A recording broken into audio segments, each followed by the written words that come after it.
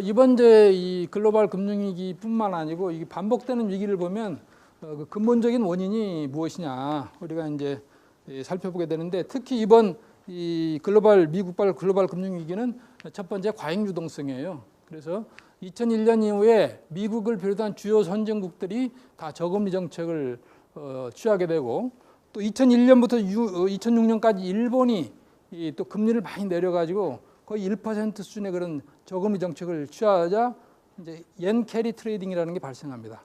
일본에서 낮은 금리, 저금리로 돈을 차입해서 이거를 고금리 국가에, 뭐 호주 또는 러시아 또 이제 미국 이런 데다가 이제 투자를 하는 거예요. 그게 유동성이 이제 되는 거죠.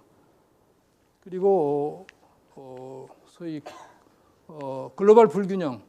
미국은 계속 경상수지가 적자가 되고, 이제 중국은 막대한 경상수지 흑자를 보는 거죠. 물론 거기에 한국도 포함이 되어 있습니다.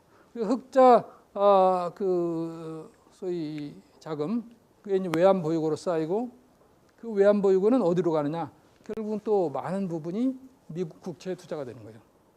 그래서 2004년도부터 미국이 이제 이런 과열의 조짐을 좀 느끼면서 금리를 인상하기 시작하는데, 그럼에도 불구하고 유동성이 계속 옌캐리 자금이나 또는 중국으로부터 또는 한국으로부터 이 외환 보유고들이 계속 미국으로 공급이 되는 겁니다. 그러니까 미국의 고금리 정책, 통화 긴축 정책이 이제 미국 혼자 힘으로는 안 되는 거예요.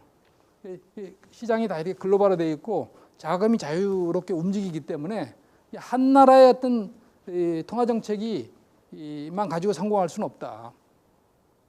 그리고 이제 미국이 여러 가지 실물 경제에서 이제 성장 모멘텀을 잃다 보니까 결국은 부동산 경기를 많이 부추겼다. 그래서 부동산에 이제 과도하게 미 경제가 의존을 했고, 이것이 부동산 시장의 버블을 가져오고, 미국 같은 데는 LTV, 뭐 DTI 제도는 없었고 LTV가 100%가 넘어가는 경우가 많았어요. 소위 모기지 시장이라는 거죠. 집 사가지고 집값이 올라가니까 또 추가 모기지를 얻고 그거 가지고 TV 사고 자동차 사고 냉장고 사고 이런 이제 경제 체제를 유지했다. 그리고 이제 미국의 재정 적자와 경상 적자가 누적되고, 이것이 중국이나 다른 흑자국으로 이제 가서 다시 이것이 이 미국 시장으로 흘러드는 그런 이제 이 글로벌 불균형의 사이클링 그런 메커니즘이 나타났다.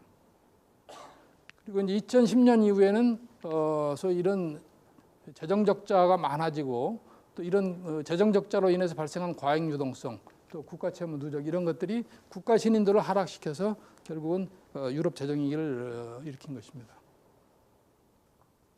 그리고 이런 이제 풍부한 유동성 속에서 이렇게 자산 버블이 발생한 것은 결국 이제 금융회사들이 이 많은 높은 수익을 올리기 위해서 무모한 투자와 경쟁을 했기 때문이에요. 그래서 이제 특히 미국이나 이런 이제 선진국의 금융 시스템은 단기업적주의. 그에 많은 수익을 올리면 그에 보너스도 많이 가지고 가고 이렇게 되는 겁니다. 그래서 소위 단기 어떤 수익을 목표로 해서 위험 자산을 많이 늘리는 거죠. 레버리지를 많이 늘리는 거죠. 그래서 이런 것들이 결국은 이 부동산 시장의 자산 버블을 불러일으켰다. 그래서 이제 이 와중에서 이제 우리 금융 자유화가 이제 이렇게 이루어지고, 또 미국을 필두로 한 신자유주의화에서 가능하면 규제는 없애고 시장에 맡기는 정부의 역할을 줄이는 이런 와중에서 복잡한 파생금융 기법이 많이 활용해가지고 파생 상품들이 많이 등장하고, 또 모기지 대출을 해준 그 자산, 대출 또는 부동산 또는 기타 여러 가지 이런 자산을 담보로 해서 소위 담보부 채권 이런 것들이 많이 나오고, 또 그거를 기초자산으로 해서 재증권화 현상이 일어납니다. 그래서 거기서 발생하는 소위 CDO, CLO 이런 것들이 발생합니다. 그리고 CDS 이런 이제 이 재증권화된 증권화 또는 재증권화된 상품의 신용도를 높여주기 위해서 신용부도 수합이라는 거를 보험회사들이 만들어 가지고 우리 보험료 받듯이 보험료 조금 내면 거기다 신용을 보강해 주는 거예요. 실질적으로 그 채권의 신용도는 투자 등급 이하. 우리가 이제 시장에서 뭐 금융상품의 이 등급을 매길 때 트리플 B 이상을 투자 등급으로 하고, 그다음에 트리플 B 이하, 더블 B 이하를 이제 투기 등급으로 합니다. 그래서 보통 뭐 연기금이나 이런 투자자들이 이런 이 상품의 등급을 보고 투자 결정을 하는데, 이런 CDS를 갖다가 보강해서 투자 등급을 만드는 거예요. 그래서 이제 이런 것들을 또 이제 일반 투자자들한테 팔고 연기금한테 팔았는데, 이게 결국 눈속임이 되는 겁니다. 이 밑에서 기초가 무너지기 시작하면, 그러니까 기초 자산의 이 원리금 상환이 제대로 이루어져야 이것이 다 이 빌딩이 서는 거지, 맨 밑에 있는 기초 자산의 원리금 상환이 안 되면 이게 사상 누각이 되는 거예요. 그러나 그거를 제대로 견제하지 못한 거죠. 그래서 우리가 이 미국의 모기지 대출이 이 단기간 내에 급속하게 늘어났는데, 2001년도에 이게 모기지 아니면 미서브 프라임, 그러니까 이 프라임 밑에 있는 서브 프라임 모기지 대출이 전체 대출에서 차지하는 비중이 약 5%였는데, 위기가 나기 직전인 2006년에 20%까지 올라갑니다. 그리고 미국의 그 모기지 전체 연체율도 위기 직전에 14%까지 이렇게 올라가는 거예요. 이렇게 이제 이 무모한 대출과 투자 활동, 특히 이제 복잡한 파생 상품 증권화 현상, 그다음에 이 크레딧 디폴트 스왑, 이런 상품들이 시장에 등장을 한 겁니다. 그리고 이제 이런 속에서 이제 이 레버리지 파이낸싱, 레버리지를 많이 늘린 거예요. 단기 수익을 올리기 위해서. 그리고 이제 자본시장에서 소위 공매도 현상도 일어나고, 또 외환시장에서 과매도 현상, 이런 것들이 일어난 겁니다. 이런 전체는 금융회사의 어떤 도덕적 해이와 이 금융현상의 이 허드 비헤이비어, 군집 행동, 쏠림 현상, 자세히 자기 스스로 이 위험을 이렇게 평가하지 않고 대형 금융회사들이 하면, 투자하면 거기 다 따라가는 거예요. 이것은 뭐 우리 인간의 하나의 속성인데, 뭐 이런 것들이 이 금융시장에서 발생한 거죠. 그러면 이렇게 이제 어떤 이 여러 가지 복잡한 상품들이 등장하고, 리스크가 이렇게 이제 이 축적되고 버블이 생기는데, 이 과정에서 정부가 감독을 제대로 못한 거죠. 정부의 감독 역량이 따라가지 못한 건데, 이제 그 원인은 1980년도부터 이렇게 이 자본주의 새로운 흐름으로 등장한 신자유주의입니다. 시장 근본주의에 의한 신자본주의, 그런 것들 때문에 시장에 대한 지나친 믿음, 시장이 알아서 한다. 그러다 보니 정부는 규제를 완화하고, 결국 나중에는 정부가 시장에 이런 복잡한 상품이 많이 나와가지고 이게 많이 이제 이렇게 이 거래가 되고, 어디에 얼마나 리스크가 큰 상품이 어디에 얼만큼 파킹되어 있는지, 이런 걸 제대로 감독 당국이 파악하지 못한 상태에서 금리가 올라가자 부동산 가격이 떨어지고, 그러자 부실이 생기고, 이렇게 해서 이제 한꺼번에 이 부실이 터지는 그런 상황이 발생한 거죠. 그래서 결국 시장 실패가 이제 자초를 한 거다. 결국은 이 정책 당국이나 감독 당국이 이 시장 감시자로서의 역할을 해야 되는데, 이 시장 감시자로서의 역할이 불가능할 정도로 감시 기능이 망가져 버린 거예요. 다 자율화 해놓고서 보고도 제대로 안 받고 그러니까 어디서 무슨 상품이 만들어서 누가 무슨 거래를 하는지 제대로 파악이 안 됐다. 이제 특히 이번 유럽 재정위기는 재정이 취약한 남유럽 국가들이 이 그간에 방만하게 거시경제를 운용하고, 그것으로 인해서 국가 신인도가 떨어졌기 때문에 국가 부도 위기에 처한 거다. 이거는 뭐 여러 사람이 이번 위기에 대해서 뭐 많은 얘기를 했는데, 아마 이 책임의 중앙에 있다고 보는 것이 이제 그 FRB 의장을 했던 그린스팬입니다. 그린스팬이 오랫동안 미국의 경제 대통령이라고 그래가지고 이렇게 사실 미국 경제를 오랫동안 이끌어왔는데, 결국은 그 당시에 저금리 정책을 오랫동안 유지했고, 시장에 이렇게 버블이 생기는데 제대로 견제를 못했기 때문에 결국은 그 끝이 이번 글로벌 금융위기로 나온 것이다. 그래서 이제 위기 직후에 미 의회에서 그린스팬을 소환해서 이제 청문회를 하는데, 거기서 자기 책임은 없다. 그래서 이게 시장이 다 알아서 지네들이 스스로 위기 관리도 하고 뭐 리스크 관리도 해야 되는 거 아니냐. 자기는 그렇게 믿었다는 거죠. 그래서 자기가 어떤 직접적인 어떤 규제나 이런 조치를 안 했다.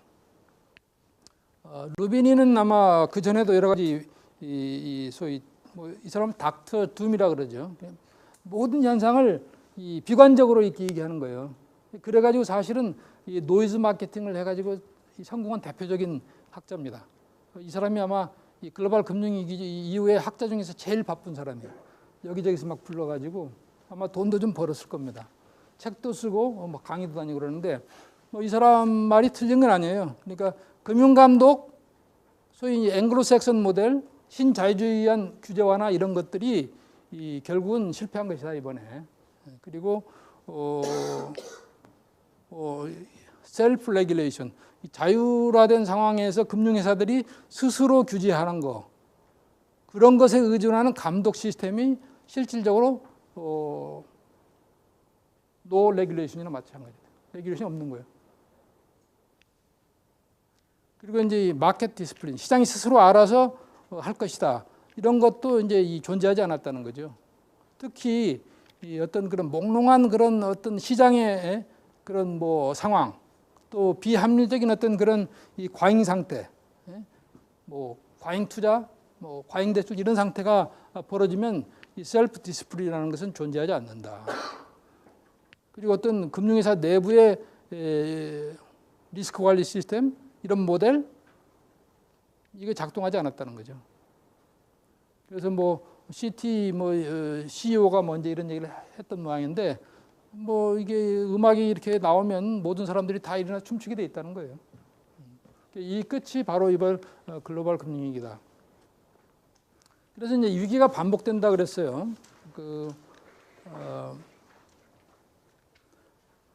아이켄 그린, 버클리 아이켄 그린 같은 교수는 1971년도 브레튼 우즈 체제가 붕괴된 1971년도부터 아시안 위기가 발생한 1997년까지 약 100년 동안 약 137회의 그 금융위기가 전 세계에서 발생했다. 그거는 과거에 1900년도 말, 1800년도 말, 19세기 말에서부터 그 글로벌 브레튼 우즈 체제가 붕괴되기 그 직전까지 약 137년 동안에 전체적으로 한 100회 그 금융위기가 발생했는데 그보다 훨씬 단기간 내에 많이 발생했다. 이렇게 이제 분석을 합니다. 그래서 2010년도에 이제 그 반복되는 금융위기라는 책을 쓰면서 결국 이 본질이 뭐냐, 이렇게 반복되는 금융위기의 본질이라는 게 여러 가지 원인이 있어요. 그때마다 전부 원인 분석을 하고 그 원인에 대한 또 대책을 세우는데 근본적으로는 인간의 탐욕에서부터 비롯되는 거 아니냐. 뭐 탐욕 그 자체가 나쁜 게 아니죠. 욕심의 끝이 탐욕인데 욕심이 없으면 자본주의도 발전하지 않고 인간의 삶도 개선이 안 되는 거죠. 욕심이 있어야 되는 거예요. 그래야 발전하는 거죠. 그러나 그 도를 지나쳐서 이 탐욕으로 되면 안 된다는 거죠. 그래서 탐욕의 끝이 결국은 버블이고 버블이 붕괴되는 것이 바로 위기입니다.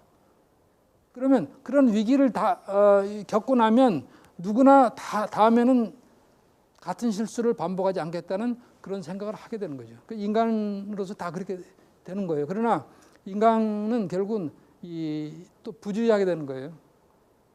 그러니까 어떤 리스크 있는 투자를 하거나 리스크 있는 행동을 할 때는 항상 거기서부터는 위험을 대비하고 주의를 기울여야 되는데 우리는 상당히 이제 이 주의를 잃어버리는 그런 상황이 벌어지는 거죠. 그래서 부주의하게 되고 또 시간이 지나가면 잊어버리기 때문에 똑같은 실수를 반복한다. 그래서 결국은 답은 뭐냐? 조심과 경계입니다. 이번 글로벌 금융위기에서도 보면 미국의 5대 투자은행 중에서 3개가 없어지고 2개 남았어요. 다 없어져야 되는데 왜 2개는 남느냐? 2군데 골만삭스하고 모건 스탠리는 다른 데하고 달랐던 게 바로 이거예요. 그래서 조금 남보다 한 발 앞서 6개월 전에 이게 서프라임 모기지 시장이 붕괴될 가능성이 있겠다 해가지고 이 북을 정리를 한 겁니다. 그게 살아남고 또 그 와중에서 헤지 펀드들은 그거에다 역투자해가지고 엄청난 또 돈을 벌었어요. 그래서 이게 결국은 그 조심과 경계가 답이다. 그리고 이제 마지막으로는 금융당국의 역량을 강화하고 또 정부의 재정 건전성이 확보돼야 된다. 이거는 2007년도에 이제 아시아 외환위기와 신국제금융체제 이 책을 쓰면서 제가 서문에다가 썼던 건데 결국은 이런 상황이 이렇게 실현이 돼버렸는데 참 어떻게 보면 안타까운 일이죠. 그래서 이번 위기를 아시아 위기, 글로벌 위기, 유로발 위기를 보면 대부분이 이 정책과 시장과 감독의 실패에서 이루어지는 겁니다. 그래서 이제 글로벌 위기는 저금리 정책, 과잉 유동성에서 발생해서 결국 은행 위기로 끝이 났고, 아시아 외환 위기는 그 대부분의 아시아 국가들이 지나치게 단기 외채를 많이 도입을 해서 외자 도입을 통해서 이제 이 원인이 쌓여서 외채 위기로 끝났고, 이번 유로발 위기는 재정 적자에서 발생해서 재정 위기로 끝난 겁니다. 형태만 다를 뿐이지 이 위기의 그 진행 속도는 같다. 진행 형태는 같다. 그래서 결국은 조심과 경계를 해야 된다.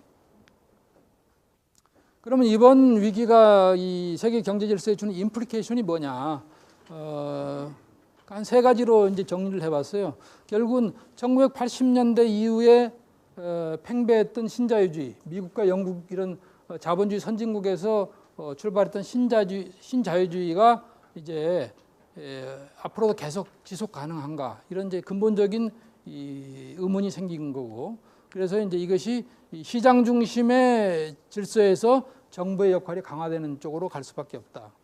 또 하나는 이제 국제 경제 질서가 그 안에 미국이 중심이 돼서 유니폴라 시스템으로 유지가 되어 왔어요. 그러나 이것이 이제 미국의 힘이 약화되면서 여러 가지 다극 체제로 이행한다. 그리고 1944년도에 IMF와 월드뱅크를 축으로 해서 만들어진 브레튼 우드 체제, 그 이후에 상당 기간 전 세계는 고정환율 제조, 미 달러를 기축통화로 하는 이 고정환율 제도 하에서 금융시장 안정과 세계 경제의 그 상당히 견조한 그런 성장을 해왔는데, 71년도에 미국이 더 이상 달러를 금으로 바꿔줄 수 없는 그런 상황이 가가지고 닉슨이 금태환 정지 조치를 하고서 브레튼 우드 시스템이 사실상 무너지는 겁니다. 그러고서 이제 각국이 뭐 자유롭게 환율 제도를 채택하고 또 많은 나라들이 수출을 늘리기 위해서 환율을 조작하는 이런 상황이 벌어지면서 위기가 더 빈발하고 있는 거예요. 그래서 IMF가 이제 그 중심에 있는데, IMF가 소위 인터내셔널 랜더 오브 라스트 리조트입니다. 근데 이 체제가 지금 붕괴된 거다. 그래서 앞으로 이 문제, 이 국제 금융 체제의 안정성을 담보하는 체제가 어떻게 전개될 것인지. 첫 번째 이제 신자유주의는 뭐 여러분들이 지상을 통해서나 많이 이제 들어서 알 거예요. 이 1980년대 초는 미국과 영국이 다 어려웠습니다. 영국 같은 경우는 실업률이 20%가 넘어가고 아주 어려운 그런 상황이었어요. 그때 대처가 나왔죠. 우리가 철의 수상이라고 그러는데, 그 사람이 노조를 이렇게 무릎을 꿇리고 그러면서 이제 공기업을 다 정리하고 정부의 기능을 최소화하고 민간과 시장의 힘을 키우는 소위 대처리즘을 가지고 성공을 했어요. 그리고 그 비슷한 시기에 역시 미국도 여러 가지 어려움에 처했었는데, 그 당시에 레이건 대통령이 집권을 해가지고 레이거노믹스라 그래, 공급주의 경제학, 그래서 세금을 줄이고 그다음에 재정을 풀고 뭐 이런 그런 시장에 주로 의존하는 그런 정책을 쓰게 됩니다. 그게 이제 우리 총체적으로 신자유주의 또는 마켓 펀더멘탈리즘 이렇게 얘기합니다. 이게 지금까지 잘 작동이 되어 왔는데, 이렇게 시장 기능이 너무 크다 보니까 이런 버블이 생기고 결국은 이번 글로벌 금융위기를 가져왔다. 드디어 정부와 감독 당국이 시장의 리스크 자체를 제대로 평가할 수도 없을 정도로 그렇게 이 규제 완화가 거의 극대화된 그런 상황에서 벌어진 것이기 때문에, 이게 이제 앞으로는 더 이상 지속 가능하지 않다. 그리고 그간에는 소위 모든 주식회사는 주주 자본주의, 주주의 이익이 최고였는데, 그러다 보니까 이제 이 몰인간적인 자본주의가 많이 이제 드러나고, 이런 것들이 양극화로 나타나고, 이것이 이번 위기 이후에 Occupy the Wall Street 하는 이런 운동, 1%대 99%의 그런 이 양극화 문제, 이런 것들이 사회에 드러나기 시작했어요. 그래서 자본주의의 새로운 패러다임이 요즘 많이 논의되고 있는데, 뭐 자본주의 4.0 또는 뉴 노멀, 뉴 애브노멀을 이제 이 뉴 노멀이라고 이제 그렇게 표시하는 거죠. 그래서 과거에는 고성장, 고소득, 고수익률, 이게 노멀이었는데, 지금 이제 이번 글로벌 금융위기 이후에는 이게 저성장, 저소득, 저수익률이 3대 현상이 이제 새로이 하나의 노멀로 등장을 했다. 이거는 상당히 오랫동안 지속될 것 같아요. 나는 이제 이 2007년도 이전에 그런 버블이 이 극도에 달했던 그런 시기는 다시 오지 않는다. 이게 이제 하나의 새로운 노멀로 지금 이제 자본주의의 새로운 노말로 정착이 되어가고 있다. 국제경제 질서 많이 변화했습니다. 미국이 그간에 사실상 브레튼 우드 시스템을 비롯해 가지고 냉전 체제가 붕괴된 이후에 자유주의 시장 경제의 최종적인 해결을 하였어요. 남미 위기, 또 뭐 유럽 위기, 아시아 위기, 결국 IMF를 앞에 내세웠지만 그 뒤에서 모든 의사결정은 미국의 재무부가 하는 겁니다. 왜? 미국이 기축통화국이기 때문에. 결국 문제를 해결하려면 달러, 돈이 필요하고 그 달러를 최종적으로 이 결정을 할 수 있는 것은 미국입니다.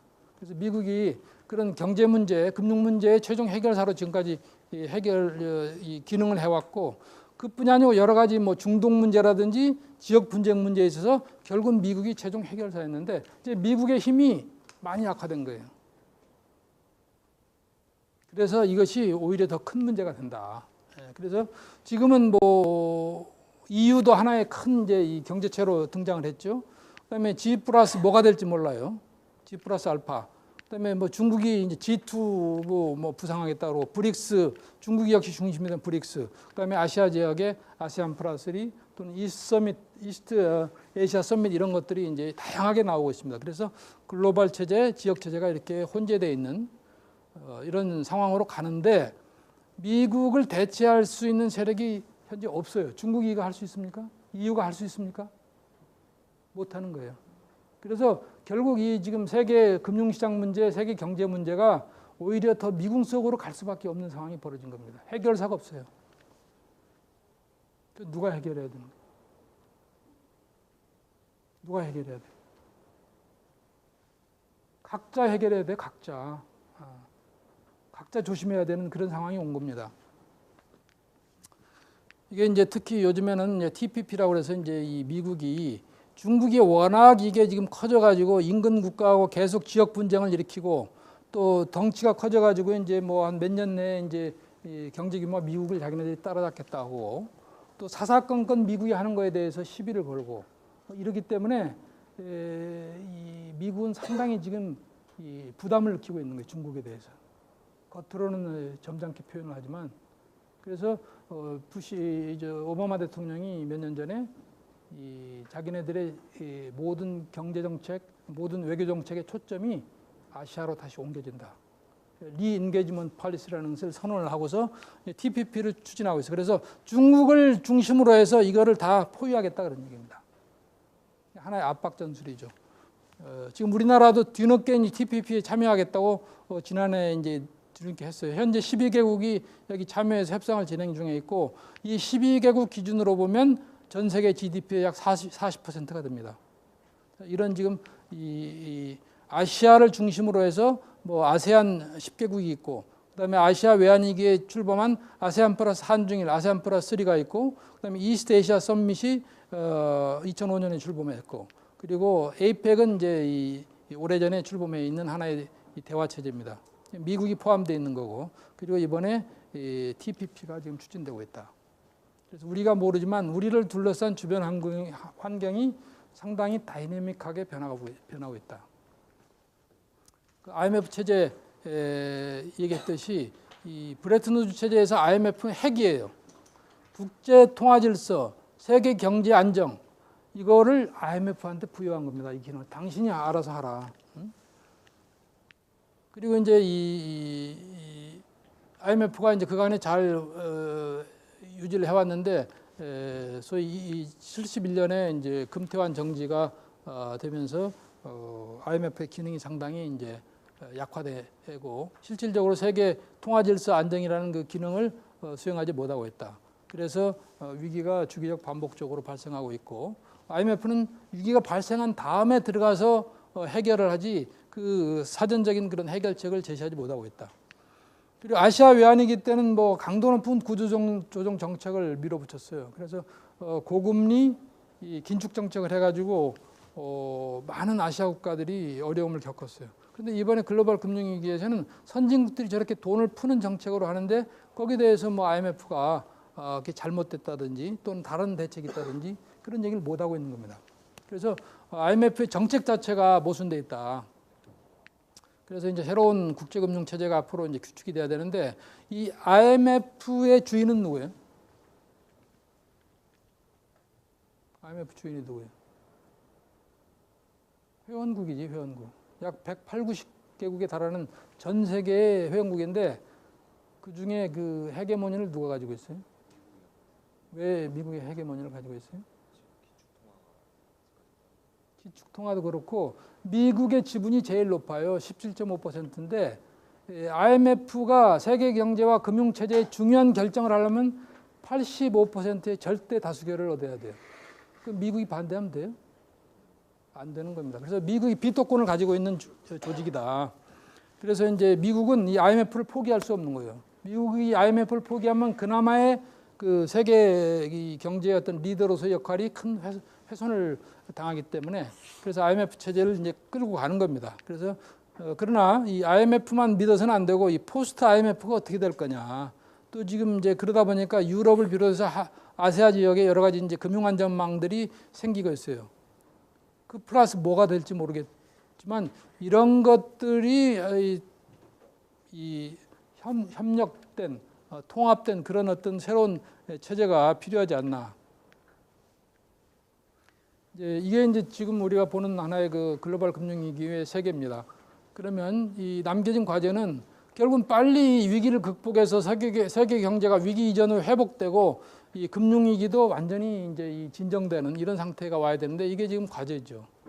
이게 벌써 이후에 6년이 지났지만 아직도 위기에서 벗어나지 못하고 있고 지금 그간에 여러 가지 이제 양적 완화를 했는데 미국이 맨 먼저 지금 이거를 양적 완화를 걷어들이는 거예요. 이번 10월까지만 양적 완화를 유지하겠다. 그리고 빠르면 내년 상반기에 금리를 올릴지 몰라요. 만약에 QE가 이제 미국에서 QE가 축소되기 시작하면 유럽이나 일본, 중국 아직 다 회복이 안 된 상태예요.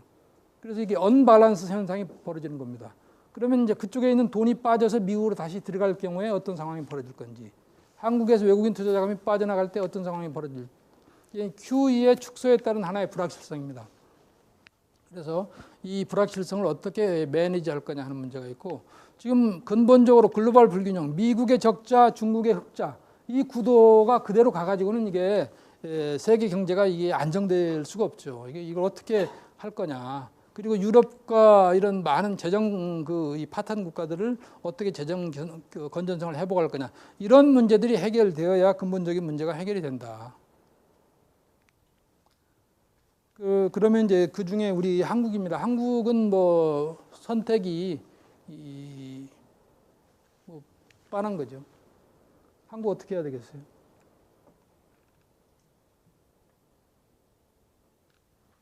넥타이 어떻게 해야 되겠어요? 여기 답이 나와 있죠. 이 경제 잘 운영해야 돼요, 한국. 아직 한국은 스몰 에코노미입니다. 스몰 오픈 에코노미예요. 그러니까 이 외풍을 언제라도 가장 민감하게 외풍에 시달릴 수 있는 것이 우리 경제 구조다. 그래서 대외 균형이 중요하다. 우리가 대외 균형이 깨진 상태에서 지속되다가 외채로서 견디다 보니까 결국 IMF 사태를 맞았거든요. 그래서 언제라도 우리는 이 대외 균형이 유지해야 된다. 경제 정책의 네 가지 큰 목표가 성장, 고용, 물가, 대외 균형입니다. 정치권은 항상 성장에 대한 그런 이제 이 유혹을 받게 돼 있어요. 성장, 그다음에 고용을 늘리고 거기에 대한 유혹을 받겠는데, 그러나 서민 생활에서 중요한 것은 물가가 안정돼야 되고 국가 전체로서 중요한 것은 대외 균형이 유지돼야 된다는 거죠. 그래서 이 대외 균형이 깨지면 우리가 돈을 찍어낼 수 없잖아요. 결국 우리는 위기를 맞을 수밖에 없는 거예요. 그래서 대외 균형을 유지하는 가운데 이 경제를 내실이 꼭 건실하게 해야 된다. 그렇게 하기 위해서는 우리가 너무 지나치게 수출에 의존돼 있고 제조업 중심이고 대기업 중심으로 돼 있는데 이 세 가지 불균형을 좀 적정하게 균형을 찾는 방향으로 경제 정책을 펴나가야 된다. 그리고 너무 수출만을 위해서 이제 이 환율 고환율 정책을 하다 보면 이 큰 대형 대기업 수출 기업들은 좋겠지만 그 대신 이 내수 산업은 어려운 거예요. 그렇죠? 물가의 영향을 받고 그러니까 서민들은 어려워지는 겁니다. 그래서 기업들이 이제 그렇게 해서 고용을 많이 투자를 하고 고용을 늘리면 좋은데 그렇게 안 하고 있다는 거죠. 그 대기업 투자에서 지금 고용이 거의 발생을 안 해요. 마이너스입니다. 그래서 여러분들이 젊은이들이 짭을 구하지 못하는 그런 상황이 벌어지는 거예요. 그래서 너무 환율을 정부가 의도적으로 이렇게 개입하다 보면 그런 문제도 구조적인 문제도 생기지만 이 환율 조작국이라는 그런 미국이나 이런 데로부터 통상 압력을 받을 수 있다. 그리고 단기 외채 이 빚 좋다고 그래서 자꾸 빌려 쓰는 거 아니다. 그리고 외환 보유고 많다 적다 하고 뭐 이렇게 하는데 역시 이 약한 또 오픈 스몰 에코노미에는 이 적당한 다소 충분한 외환 보유고를 가지고 가야 된다. 그랬기 때문에 이번 글로벌 위기에서 한국이 이 큰 어려움을 안 겪고 이제 헤어날 수 있었던 거죠.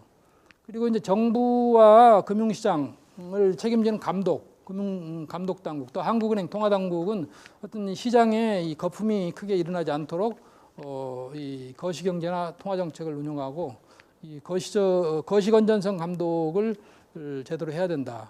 그리고 금융회사들도 자체 그 리스크 관리를 하고 과다한 외형 경쟁을 자제해야 되고 또 국제사회에서 이제 한국이 보면 어떻게 보면 이 선진 자본주의에 상당히 노출되어 있는 국가고 그러면서도 나름대로 이제 이 성공적인 그런 이 모델을 가지고 있는 나라이기 때문에 선진국과 신흥국의 어떤 중간자적인 입장에서 역할을 할 수 있는 그런 부분들이 있다.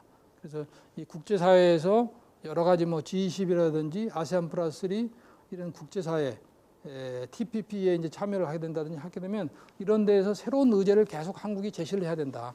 그래야 그 존재감을 인정을 받을 수 있다. 그래서 이제 동아시아 어떤 협력에 있어서 이 수동적인 입장이 아니고 지도적인 입장, 능동적인 입장을 끌어가야 된다. 예, 오늘 강의는 여기까지 하겠습니다.